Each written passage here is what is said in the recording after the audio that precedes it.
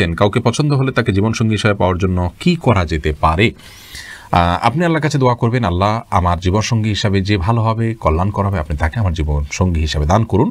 বিশেষ কাউকে পাওয়ার জন্য আপনি আল্লাহর কাছে দোয়া করাটা সঠিক দোয়া নয়। শয়তান আমাদেরকে নানাভাবে আসলে প্রতারিত করে। আমরা মনে করি যে এরকম কোনো কিছু, কোনো ব্যক্তিকে আমার ভালো লাগলে তাকে পাইলেই বোধহয় আমি সব সুখ পেয়ে যাবো। আমরা জানি না কোথায় সুখ আছে।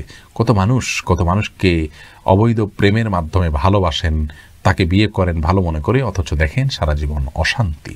অতএব আল্লাহ রাব্বুল আলামিনের কাছে দোয়া করতে হবে এবং চেষ্টা করতে হবে নিজে নেক আমল করার মাধ্যমে যে আল্লাহ আমি যেন ভালো জীবন সঙ্গী পাই। সূরা ফুরকান আয়াত নম্বর ৭৪ এখানে যে দোয়া আছে সে দোয়াটি বিশেষ করে পাঠ করবেন। নিজে কাউকে যদি মনে করেন যে সব দিক থেকে তিনি ভালো, আসলে দিনদারিতার দিক থেকেও তিনি ভালো, এরকম মানুষ পাওয়া যায় না। এবং সেক্ষেত্রে আপনি ইস্তেখারা করতে পারেন আল্লাহর কাছে। 2 রাকাত নামাজ পড়ে ইস্তেখারার দোয়া পড়বেন। ইস্তেখারার নামাজের নিয়ম লিখে দিলে আমাদের একটা ভিডিও আছে, সার্চ করলে পাবেন।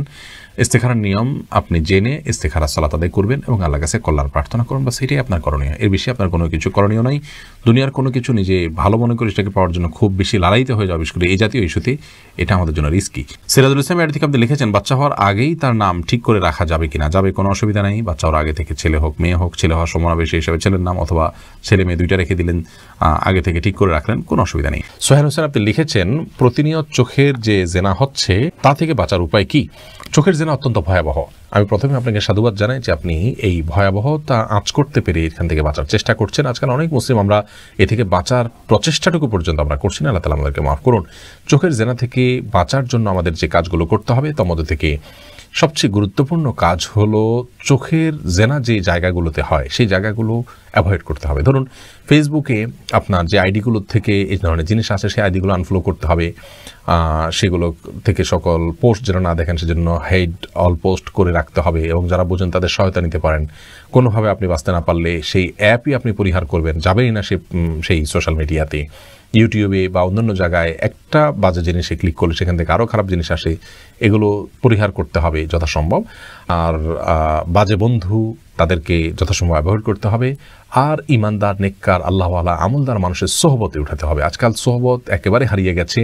আমরা সহজে দিন পেয়ে যাচ্ছি অনলাইনে বিভিন্ন মাধ্যমে। এই জন্য সোহবতের যে গুরুত্ব আছে সেটা আমরা অনেকে আঁচ করি না। সোহবতের মাধ্যমে, নেককার মানুষের সান্নিধ্যে থাকার মাধ্যমে আমরা চোখের গুনাহ থেকে ইনশাআল্লাহ বেঁচে থাকতে পারবো। আল্লাহ তাআলার কাছেও আশ্রয় চাইবো। আল্লাহুম্মা ইন্নী আউযু বিকা মিনাল ফিতানি মা যাহারা মিনহা ওয়া বাতান। সব ধরনের ফিতনা থেকে আল্লাহ তার কাছ থেকে পানা চাইবেন। কাফনের কাপড় নাকি দরদাম করে কেনা যায় না, কতটা শরীয়তসম্মত? এ মাসালা হয়তো কোনো কাফনের কাপড়ের ব্যবসায়ী তার সুবিধার জন্য আবিষ্কার করছে কিনা, আল্লাহু আলাম।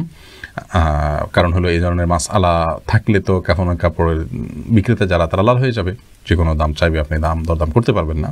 মূলত কোনো কথা কোনো দেশে বলা হয়নি।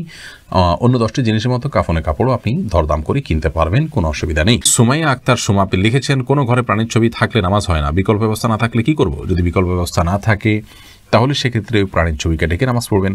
আর নামাজ হয় না বিষয়টা সেরকম না, ওই জায়গায় নামাজ পড়লে মাকরুহ হবে। বিশেষ করে যদি আপনার সলাতে সিজদার জায়গায় থাকে, সামনে থাকে, তাহলে সেক্ষেত্রে সেটা তো দৃশ্যত তাকে সিজদা করছেন এরকম আপনার মনেও আসতে পারে, বা দেখলে সেরকম দেখা যেতে পারে। এই জন্য একটু সরিয়ে নেবেন বা উপর করে রাখবেন।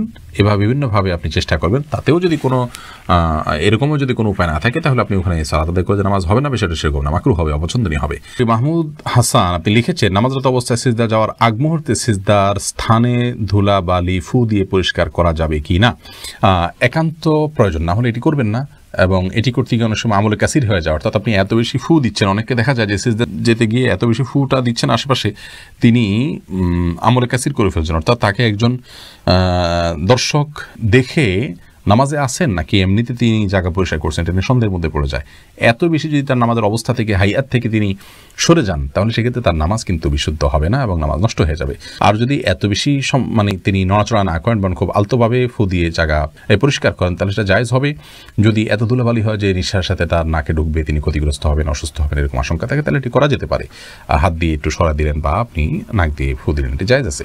কিন্তু একান্ত যদি জরুরি না হয় তাহলে শুধুমাত্র সূচিবায়ের কারণে বা অতি শৌখিনতার কারণে এমনটি করা সালাতের যে সৌন্দর্য সেটাকে নষ্ট করে দেয়। মাহদি হাসান আপনি লিখেছেন, নামাজের মধ্যে এক সূরা যদি 2বার পড়ি তাহলে কি আমার নামাজ হবে? কোনো অসুবিধা না। এক সূরা যে একবার বেশি পড়া যাবে না এমন কোনো বাধ্যবাধকতা নেই। আমরা সূরা তারাবি সালাতে যে পড়ি, এক রাকাতে তো অনেক সূরাও পড়ি, তাই না? কোনো অসুবিধা নেই।